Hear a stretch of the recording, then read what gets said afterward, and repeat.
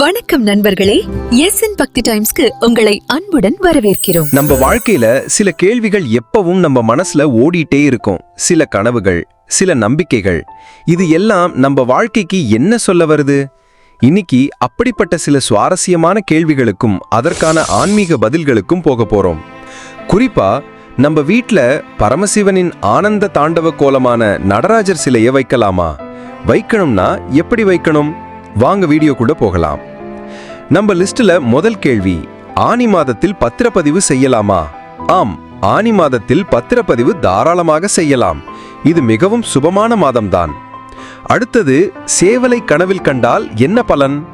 சேவலை கனவில் கண்டால் உங்கள் வாழ்க்கையில் பெரிய மாற்றங்கள் உண்டாகும் என்பதை குறிக்கின்றது. இது ஒரு புதிய தொடக்கத்திற்கான அறிகுறி. அப்போ குழந்தைகளை கனவில் கண்டால் என்ன பலன்? குழந்தைகளை கனவில் கண்டால் புதிய வாய்ப்புகளின் மூலம் உங்கள் வாழ்க்கையில் மாற்றமான சூழல் ஏற்படும் என்பதை குறிக்கின்றது. ரொம்பவே நல்ல சகுனம். கடைசியா, சுவாமி சிலையை கனவில் கண்டால் என்ன பலன்? இந்த மாதிரி கனவு கண்டால் உங்கள் மனதில் இருக்கும் கவலைகள் குறைவதற்கான வாய்ப்புகள் உண்டாகும் என்பதை குறிக்கின்றது. உங்கள் பிரார்த்தனைகளுக்கு பதில் கிடைக்கும் என்பதற்கான சகுனம் இது.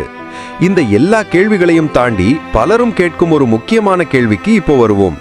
வீட்டில் நடராஜரின் சிலையை வைக்கலாமா? ஆனந்த தாண்டவமாடும் பரமேஸ்வரனாகிய நடராஜர் சிலையை வீட்டில் வைப்பது மிகவும் சிறப்பு. இந்த சிலை வீட்டிற்கு மகிழ்ச்சியை கொண்டு வரும் சக்தி கொண்டது. ஆனால் ஒரு நிபந்தனை உண்டுங்க.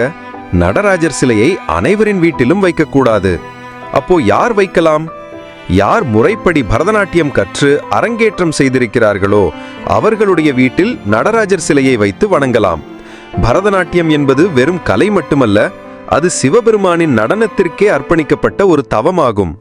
நடனத்தின் மூலமாகவே இறைவனை உணரும் அந்த பரவச நிலையை அடைந்தவர்களின் வீட்டில் ஆனந்த நாட்டியமாடும் நடராஜர் சிலை இருக்கும்போது அது தெய்வீக மகிழ்ச்சியையும் நேர்மறை ஆற்றலையும் பன்மடங்கு பெருக்கும். நடராஜர் சிலையில் ஒரு தனித்துவமான பிரபஞ்ச ஆற்றல் அடங்கியுள்ளது. அவர் அண்டத்தின் உருவாக்கத்தையும் பாதுகாப்பையும் அழிவையும் மாயையையும் மோட்சத்தையும் தனது நடனத்தின் மூலம் வெளிப்படுத்துகிறார். இந்த பரந்த தத்துவத்தின் வீடாகிய நம் இல்லத்தில் அவர் எழுந்தருளும் போது அது ஒரு பாதுகாப்பு வளையத்தையும் நேர்மறை அதிர்வுகளையும் உருவாக்கும்.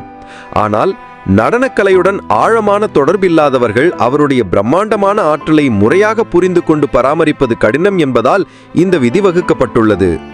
நண்பர்களே, நம் கனவுகளும் நாம் வாழும் இல்லத்தின் சூழலும் நம் நம்பிக்கைகளும் ஒன்றுக்கொன்று தொடர்புடையவை. சரியான வழிகாட்டுதலுடன் இறை சக்தியை நம் இல்லத்திற்குள் அழைக்கும் போது அது நிச்சயம் நம் வாழ்க்கையில் மகிழ்ச்சியையும் சுபிட்சத்தையும் கொண்டு வரும். நடராஜரின் அருள் உங்கள் இல்லத்தில் நிறைந்திருக்கட்டும். இந்த வீடியோ உங்களுக்கு பயனுள்ளதா இருந்திருக்கும்னு நம்புறேன். உங்களோட கருத்துக்களை கமெண்ட்ல மறக்காம சொல்லுங்க. வீடியோ பிடிச்சிருந்தா ஒரு லைக் போட்டு உங்க நண்பர்களோட ஷேர் பண்ணுங்க. அவங்களும் இந்த தகவலை தெரிஞ்சுக்கிட்டும். மறக்காம நம்ம சேனலை சப்ஸ்கிரைப் பண்ணுங்க. அடுத்த வீடியோல வேறொரு இன்ட்ரெஸ்டிங் டாபிக்கோட உங்களை சந்திக்கிறேன். நன்றி, வணக்கம்.